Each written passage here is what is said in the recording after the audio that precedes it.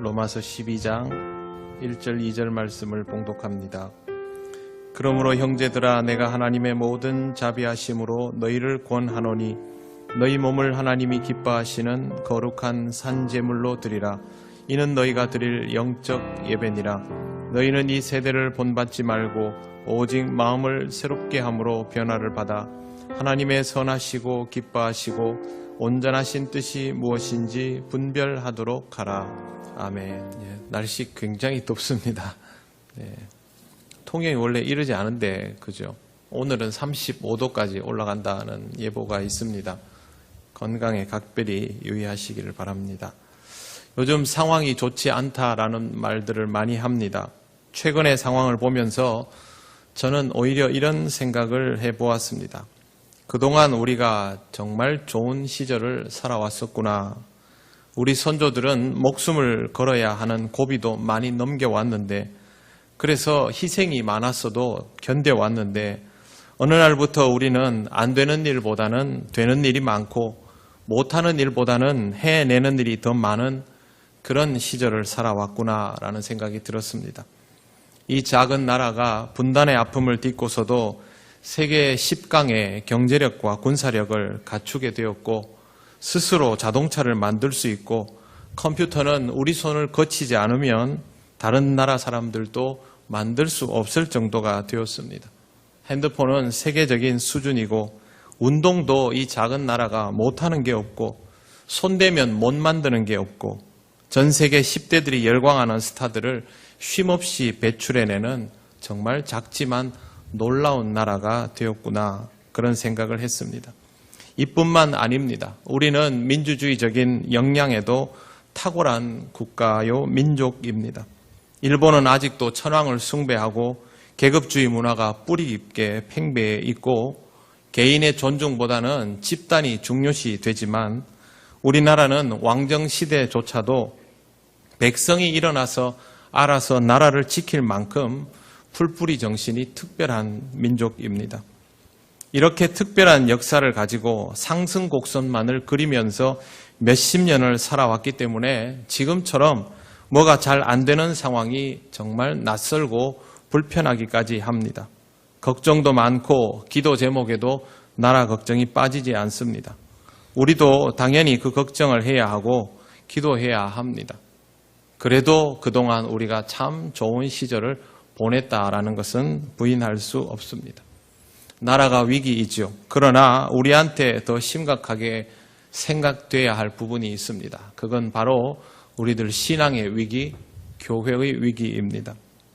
나라가 위기라도 우리 신앙이 건강하고 교회가 건강하면 얼마든지 복원력을 가지고 있을 수 있습니다. 그러나 우리가 신앙적이지 못하면, 교회가 건강하지 못하면 이 나라의 미래는 전혀 보장받지 못합니다. 하나님께서 지키시고 견디게 해주신 우리나라 아닙니까? 지금도 마찬가지입니다. 다른 사람들은 몰라도 우리는 이 위기의 근본과 해법을 똑바로 알고 있을 필요가 있습니다. 사도 바울은 로마 교회에 편지를 쓰면서 굉장히 많은 이야기를 했습니다. 너무도 주옥 같은 이야기라 로마서의 내용은 지금까지도 가장 수준 높고 깊이 있는 내용들이라고 평가됩니다. 신앙의 전반에 관한 많은 이야기를 하다가 바울은 아주 근본적인 부분에 대하여 이야기하기 시작합니다. 그러므로 형제들아 내가 하나님의 모든 자비하심으로 너희를 권하노니, 권한다라는 말은 단순히 권면한다는 뜻이 아니라 마음을 다해 호소한다라는 의미입니다. 그만큼 중요한 이야기를 하겠다는 것이죠. 꼭 해야만 하는 이야기라면 중요한데도 불구하고 잘 안 되고 있기 때문에 할 수밖에 없다라는 것이 깔려 있습니다. 바울이 가장 먼저 사용하는 표현은 하나님의 모든 자비하심입니다. 하나님께서 우리의 부족함을 다 용납하여 주신다라는 전제 아래라는 뜻입니다. 우리의 삶이 지금까지 이렇게 보전이 되는 것은 우리가 잘하여서가 아니라 하나님의 자비하심 때문입니다. 제가 오늘 아침에 저희 집의 둘째 아이를 보면서 그런 생각을 했습니다. 제가 분명히 중증인데, 저희 집의 둘째 아이는 자폐입니다. 제가 분명히 중증인데, 그래도 얘기하면 말을 잘 듣는단 말이야. 저희도 가끔씩 잊고 있거든요. 얘가 장애 1급, 2급을 왔다 갔다 한다는 걸 잊고 있습니다. 규칙을 잘 지켜주니까 그런가 보다 하고 있는데 사실은 쉬운 일은 아니었거든요. 그래서 제가 오늘 아침에 저도 모르게 이거 하나님이 아니었으면 우리가 감당을 해냈겠나라는 생각이 불현듯 들었습니다. 여러분의 삶에도 아마 이런 부분들이 있을 겁니다. 이거 쉬운 일이 아니었는데 우리 집이 이 상황을 견딜 수 있을 만하지를 못했는데 그런데 오늘까지 오는 걸 보면 이건 하나님의 은혜가 아니면 올 수 없는 것이다. 하나님의 모든 자비하심이라는 것은 그렇게 작용되고 있는 겁니다. 우리는 이걸 당연히 여기고 잊고 살아갈 때가 많습니다. 하나님의 모든 자비하심은 우리에게 아직 기회가 있고 반대로 말하면 이 기회는 더 늦기 전에 활용되어야 한다라는 뜻이기도 합니다. 더 늦기 전에 우리가 해야 할 일은 우리의 몸을 하나님이 기뻐하시는 거룩한 산제사로 드리는 것입니다. 드린다라는 말은 마음대로 쓰시게 내맡겨라는 뜻입니다. 하나님은 우리를 어떻게 쓰실까? 하나님의 마음을 안다면 우리도 용도를 좀 짐작은 할 수 있겠지만 못해도 상관없습니다. 하나님의 요구에 반응하면 됩니다. 여기에서 나오는 몸이라는 단어는 단순한 육체를 말하는 것이 아니라 인간 전체를 말합니다. 전인적이다라는 표현을 쓰지 않습니까? 몸이라고 표현하는 것은 제물로 바치는 짐승처럼 그렇게 바쳐지는 이미지를 선명하게 하기 위해서 쓴 겁니다. 인격을 가진 우리 전체, 나 전부를 하나님께 바치라는 뜻이죠. 하나님께 바쳐지는 나는 나의 전부 중에 일부가 아니라 전부 그 자체여야 한다는 뜻입니다. 지능도, 지식도, 정신도, 마음도, 육체도, 시간도, 능력도, 소유도, 다른 무엇도 마찬가지입니다. 결국 이것은 우리의 삶 자체가 하나님께 드려져야 한다라는 말입니다. 그래야 이걸 할 수 있죠. 산제물이라는 표현을 사용한 이유도 거기에 있습니다. 우리의 생활 자체가 하나님께 드려져야 한다. 산제물로 드려야 영적 예배, 신령한 예배가 된다는 뜻입니다. 결국 우리가 하나님 앞에서 신앙생활을 제대로 하려면 신령한 예배자가 되려면 우리의 생활이 달라져야 한다는 뜻이죠. 어떻게 하면 이게 가능할까? 제가 두 가지를 말씀드리겠습니다. 하나는 자신을 죄로 더럽히지 않도록 조심하는 것. 자기 자신을 죄로 더럽히지 않도록 조심하는 것. 다른 하나는 자기 몸을 학대해서 쇠약하게 만들지 않도록 주의하는 것. 이 두 가지입니다. 이거 제 이야기가 아니고 바울의 이 표현을 보고 신학자들이 해놓은 아주 전통적인 해석 중에 하나입니다. 여러분이 그동안 생각하신 것과 비슷하십니까? 일반적으로 우리는 이 본문을 이렇게 구체적으로 잘 생각하지 않습니다. 그냥 막연하게 생활을 잘 해야 하는구나. 그 정도만 받아들였고 별로 부담도 없습니다. 왜? 어차피 성경 말씀 듣고 열심히 안 지킬 거니까. 그냥 듣고 흘리고 적당히 살고 다른 사람들 사는 거 보고 기준 맞추고 그렇게 묻어가면 되니까 이런 거에 대해서 심각하게 고민을 하지 않습니다. 그냥 이렇게 생각하죠. 우리의 삶이 예배로 드려져야 하지. 그런데 참 어렵지. 나만 그런 게 아니고 다 그렇지. 그래서 어쩔 수 없지. 이게 우리들의 생각이었습니다. 그러다 보니 우리는 항상 여기에 발목이 잡힙니다. 생활이 달라지지를 못합니다. 이 부분을 다시 고민할 수밖에 없는 것이죠. 우리의 삶에서 중요한 것은 무언가를 성취하기 이전에 자신을 죄로 더럽히지 않는 것입니다. 안타깝게도 우리는 죄를 짓지 말아야 한다라고 생각하면서도 선과 악에 대하여 민감하지를 않습니다.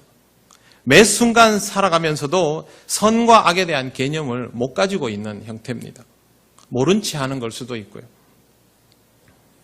첫 번째, 법적으로 문제가 되는 범죄 행위들이 있습니다. 살인을 하고 강도짓을 하고 폭행을 하고 유괴를 하고 사기를 치고 도둑질을 하고 음란한 행위를 하고 타인의 명예를 훼손하고 차별을 하고 이런 것들 명백한 죄이죠. 그리스도인들은 이런 죄를 거의 짓지 않습니다. 둘째는 법적으로 문제가 되지 않지만 엄연한 범죄 행위들 있습니다. 욕을 하는 것, 남을 비난하는 것, 험담하는 것, 다른 사람에게 모욕감을 주고 법의 테두리 안에서 남의 권리를 빼앗는 것, 나쁜 짓이죠. 그러나 법적으로는 문제 없는 것들, 이것도 역시 악입니다. 당연히 죄를 짓는 행위입니다. 그러나 여기에서 법을 말하면 그리스도인이 아닙니다. 이 행위가 여러분이 드리는 예배를 무효로 만들고 예배를 드리고 나서 살아가는 시간들을 쓸모없게 만듭니다. 마지막으로 사람들에게 드러나지 않는 마음속의 죄입니다. 표정이나 행동으로 조금씩 드러날 수는 있지만 아니라고 해버리면 그만인 것들이 여기에 해당됩니다. 다른 사람을 미워하는 것, 속으로 저주하는 것, 무시하는 것, 타인을 보고 음란한 마음을 품는 것, 남의 것에 대해서 욕심을 내는 것, 훔치거나 빼앗지는 않았습니다. 아직 아무것도 겉으로 드러난 것이 없기에 문제없어 보이지만 마음속으로는 이미 가득 차 올라 있는 상태, 이것도 역시 죄입니다. 대제사장과 바리새인, 사두개인들이 이거에 아주 능했습니다. 손가락 하나 대지 않고 예수님을 죽였습니다. 언제든지 빠져나갈 수 있도록 완벽하게 책임을 회피했습니다. 빌라도에게 책임을 씌울 수 있었고 군중에게 책임을 돌릴 수 있었고 예수님께 다 뒤집어 씌웠습니다. 직접 예수님을 죽인 건 로마 군인이었죠. 그러나 예수님을 죽인 행위의 진범은 우리가 다 잘 알고 있듯이 대제사장과 바리새인과 사두개인들입니다. 세상에서는 이런 걸로 아무 말 못합니다. 법적으로는 문제 없습니다. 로마 교회에 이런 일들이 있었던 것입니다. 세상의 방식대로 교회 안에서 행동하면서 죄를 짓는 것, 그래서 정성을 다해 드리는 예배를 헛것으로 만드는 일들이 있었습니다. 이 편지는 개인에게 보내는 편지가 아닙니다. 교회 공동체가 함께 읽고 함께 느끼고 함께 고민해야 되는 것인데 세상을 향해서라고만 말할 수 없습니다. 이 당시의 교회는 지금 이 시대의 교회들처럼 그렇게 밀폐되어 있지 않습니다. 다 열려 있습니다. 누구든지 올 수 있었고 세상의 문화가 쉽게 공존하던 상태였습니다. 그런 상황에서 세상의 방식들이 교회 안에 난무하는 일은 별로 놀랄만한 일도 아니었죠. 사람들은 아마 그러려니 하고 살아갔을 겁니다. 초대교회 하지만 실제로 초대교회의 분쟁이 굉장히 많았지 않습니까? 그 당시는 지금과 다르거든요. 세상 방식들이 익숙한 사람들이 이제 막 교회에 모여들어가지고 살아가고 있는데 그게 더 편하지 않겠습니까? 로마 교회도 마찬가지였을 것입니다. 하지만 바울은 그렇게 하면 안 된다고 안타까운 마음으로 권면하고 있습니다. 바울은 말합니다. 너희는 이 세대를 본받지 말고 교회 다니는 사람들이 바깥에 있는 사람들이 우상 숭배하는 것을 본받겠습니까? 그럴 일은 없지요. 교회 안에서 세상적으로 살아갈 수 있는 것, 그게 위험한 거죠. 그거 본받지 말라는 겁니다.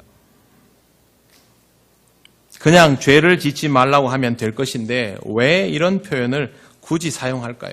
세상에서는 합법적인 것을 교회 안에서도 합법적이라고 생각하면 안 된다라는 것입니다. 그게 본받지 말라는 겁니다. 교회는 전혀 율법적이지 않습니다. 율법적이어서도 안 됩니다. 유대인들처럼 관습법으로 모든 것을 판단하는 것도 안 됩니다. 예수님을 올가매려한 것처럼 고루하지도 않아야 합니다. 복음적이면 됩니다. 그런데 이 복음적인 것이 사실은 어떤 율법보다 엄격합니다. 마음으로도 죄를 지으면 안 되기 때문에 그렇습니다. 예수님의 모든 가르침에 공통적으로 지향하는 바가 바로 마음으로도 죄를 짓지 말라입니다. 그러니 세상의 법보다 자유로우면서도 훨씬 더 엄격한 것입니다. 바울은 이것을 위하여 마음을 새롭게 하라고 말합니다. 새로운 마음가짐 없이는 고칠 수 없다는 뜻입니다. 우리나라에서 태어나거나 아주 어릴 때 우리나라에 들어온 외국 아이들이 있습니다. 그런데 이 아이들을 보면 마치 우리나라 아이들처럼 생각하고 우리나라 말도 그렇게 씁니다. 그냥 목소리 들어서는 구별을 못할 정도로. 그런데 어른이 되어서 들어온 외국인들은 우리말 배우는데 한참 걸립니다. 정서적으로도 힘들어하고요. 우리도 마찬가지이죠. 어릴 때부터 외국에서 태어나거나 어릴 때부터 살아갔던 사람들은 그 나라 사람의 사고방식을 가지고 있습니다. 그리고 언어 사용하는데 별 문제 없습니다. 하지만 나이가 들어서 외국에 가서 정착하려고 하면 정말 힘들죠. 왜? 이미 뿌리 내려져 있는 기본 바탕이 다르기 때문에 그렇습니다. 가치관도 마찬가지입니다. 세상에서 인격 형성을 이룬 사람일수록 교회 안에 와서 전환하는 것이 쉽지 않습니다. 마음은 전환하고 싶지요. 잘 안 됩니다. 왜? 이미 굳어져 있기 때문에. 교회에서도 세상적인 방식으로 판단하고 행동하는 것이 쉽고 익숙합니다. 그럴 수밖에 없지 않습니까? 교회 안에서처럼 세상에서 양보하고 이해하고 용납하면 될까? 그런 생각하죠. 왜? 세상에서는 그렇게 하면 당하고 지고 패배하고 죽으니까. 낙오자가 되니까. 그렇게 살지 않으려고 생존을 위해서 몸부림친 거죠. 자본주의 사회에서 어쩔 수 없습니다. 거의 대부분의 사람들은 가치보다는 생존을 추구합니다. 경쟁해야 되니까. 그렇게 몇십 년을 살던 사람이 교회에 왔다고 하루아침에 사람이 뒤집어지겠습니까? 어렵습니다. 신앙으로 하지 못하면 자신도 모르는 사이에 그 방식들이 솟아나오게 되어 있는 것이 당연한 이치입니다. 바울은 이 부분이 개선되어야 한다라는 것을 분명히 말합니다. 지금 우리랑 다릅니다. 우리는 다수의 사람들이 어릴 때의 교회 경험이 있고 어릴 때부터 교회에서 자라거나 태어나서가 교회였거나 이런 사람들 많지만 이 시대 사람들은 다르죠. 다 세상 마음대로 살다가 어느 날 주님을 만나고 교회에 와 모여들어 있지 않습니까? 당연히 세상에 익숙한 사람들입니다. 그 방식대로는 절대 아름다운 신앙 공동체를 이룰 수도 없고 그 마음으로 복음을 전하는 일은 더더욱 힘듭니다. 바울은 이 부분이 개선되어야 함을 분명히 인식하고 마음을 새롭게 하라고 말합니다.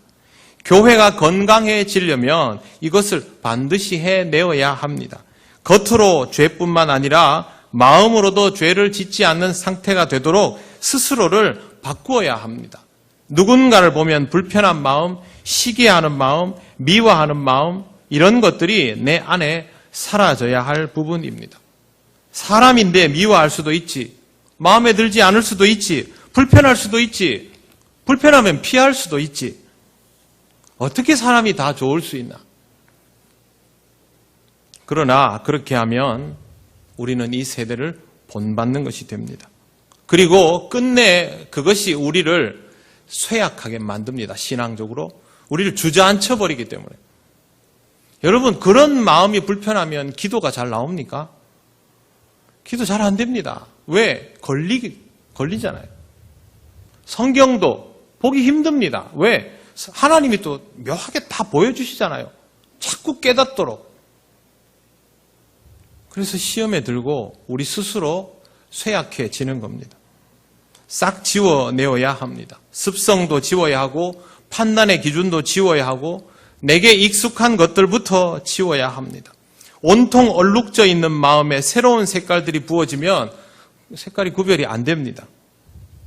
싹 지워낸 팔레트라야 하나님이 부어주시는 색깔을 제대로 드러낼 수 있습니다. 그래서 오직 마음을 새롭게 함으로 변화를 받아입니다. 그 다음에 하나님의 선하시고 기뻐하시고 온전하신 뜻이 무엇인지 분별하도록 하라고 말합니다. 분별이라는 말의 번역이 조금 약합니다. 뭐냐 하면 철저하게 검증해서 알아내라 이런 의미가 더 선명합니다. 굉장히 심각하게 생각하고 신중하게 판단해야 한다는 말입니다. 당연하지 않겠습니까? 하나님의 뜻을 알아내는 것이 쉽고 간단하겠습니까? 여러분 살면서 이건 하나님의 뜻이다, 이건 아니다, 그렇게 딱딱 떨어집니까? 그렇지 않죠. 어렵습니다. 좋은 것이고 선한 것이고 그러나 어렵습니다. 하나님은 나한테 선하시죠. 하나님 나한테 좋은 분이죠. 그런데 나한테만 선하고 나한테만 좋은 것이 아니라 다른 사람에게도 그렇습니다. 내가 불편해하는 사람에게도 하나님은 선하시고 좋은 분입니다. 우리는 이걸 알아야 하고 이걸 기뻐할 줄 알아야 합니다. 내가 잘해도 기뻐하지만 그 사람이 잘해도 기뻐하고, 무슨 뜻일까요? 하나님은 그 둘이 같이 잘하는 걸 제일 기뻐하십니다. 이걸 알아야 합니다. 그리고 받아들여야 하죠. 또한 하나님은 세상에서 말도 안 되는 일을 이루어내시는 분입니다. 이웃을 내 몸처럼 사랑하고 원수를 사랑하게 하시는 거죠. 말이 안 됩니다. 성경에는 써져 있지만 거의 대부분의 사람에게 이게 말이 안 됩니다. 그런데 여러분, 이웃을 사랑하고 더 나아가서 원수를 사랑하는 사람이 한 명도 없습니까, 세상에? 한 명도 없으면 말이 안 되죠. 그런데 있기는 있죠. 하나님이 성공을 시킨다는 거죠. 그러면 이게 말이 안 됩니까? 됩니까? 말이 됩니다. 우리가 그렇게 안 하는 것이죠. 못한다고 단정 지어 놓는 것이지 분명히 이거는 말이 되는 겁니다. 하나님이 다 되도록 해주셨는데 우리가 그게 불편한 것일 뿐입니다. 하기 싫으니 행동이 안 되는 것이죠. 하나님은 이것을 되게 하십니다. 왜? 하나님은 온전하신 분, 그 이상으로 완전하신 분이기 때문에 이런 역설적인 상황에서도 연합과 일치와 화해를 이루어내시는 분입니다. 다른 설명이 필요 없습니다. 죽이려고 매단 그 십자가에서 내려오시지 않고 친히 죽으시고 부활하심을 통하여 십자가에 매달았던 그 사람들을 구원하시는데 그거면 충분합니다. 온전하지 않으면 불가능한 일입니다. 이걸 그냥 머리로 아는 정도가 아니라 검증 과정을 거쳐서 분명하게 받아들이도록 해라. 바울이 우리에게 전하는 것, 하나님께서 바울을 통하여 주신 말씀입니다. 그러므로 우리는 이것을 확실하게 받아들일 수 있을 때까지 신앙적인 연단을 이루어 가야 합니다. 신앙생활이 제대로 되지 않는 것은, 제대로 된 예배를 드리지 못하는 것은 단순히 우리가 어쩔 수 없는 인간이라서 불가항력이라서 그렇다, 그렇게 끝내면 안 됩니다. 하나님 우리 부족한 거 다 아십니다. 그럼에도 불구하고 해야만 하는 것이죠. 그래서 바울이 마음을 다하여 권면하지 않습니까?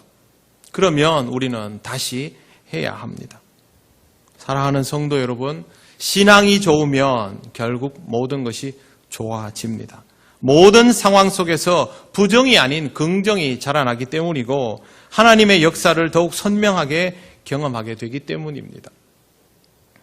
우리들 교회를 담임하시는 김양재 목사님 책 중에 100% 응답받는 기도라는 책이 있습니다.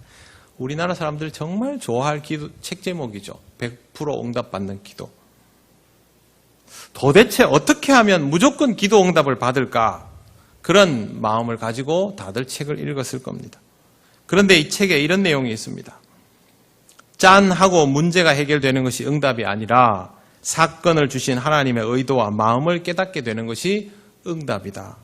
그로 인해 내 믿음이 진보하는 것, 그것이야말로 최고의 기도 응답이다. 우리 또 그건 알아요. 이렇게 대답할 사람도 있겠죠. 그러나 이게 답입니다. 오늘 본문에서 바울이 하는 말과 똑같습니다. 하나님의 선하시고 기뻐하시고 온전하신 뜻이 무엇인지 분별하게 되는 것. 그게 답입니다. 하나님께서 그동안 저에게 깨닫게 하신 것이 있습니다. 원하는 것이 이루어지게 되는 것이 아니라 받아들이게 되는 것이 복된 것이다. 저는 살아오면서 그걸 계속 느끼고 있습니다. 앞으로도 그걸 기반으로 살아갈 겁니다. 잘 하지는 못해도 잘못하지 않으려고 노력하고 분별력 있게 살아가겠다. 저는 그게 하나님이 주시는 은총이라고 생각합니다. 하나님께서 여러분에게 원하시는 것이 무엇인지를 분별할 수 있도록 하시기를 바랍니다. 그리고 그 분별력으로 여러분의 삶을 하나하나 하나님께 드려나가시기를 바랍니다. 변화하는 만큼 이 세대와 다른 만큼 더욱 큰 은혜가 여러분에게 있을 것이고 하나님께 드리는 예배도 헛되지 않을 것입니다. 더 나아가서는 여러분의 생활 자체가 예배의 연장이 될 것입니다. 삶이 예배가 되는 방법, 여러분 예배 드리면 은혜가 되지요. 살아가다 보면 은혜가 되면 그게 여러분이 삶이 예배가 되어가고 있는 중이라고 보시면 아주 간단하게 확인할 수 있는 방법입니다. 내 마음대로 되는 것도 아닌데 살아가다 보면 은혜를 느끼는 것. 여러분의 삶이 예배가 되고 여러분이 영적 예배를 드리게 되는 순간입니다. 그렇게 살아가셔서 하나님께 영광을 돌리시기를 바랍니다.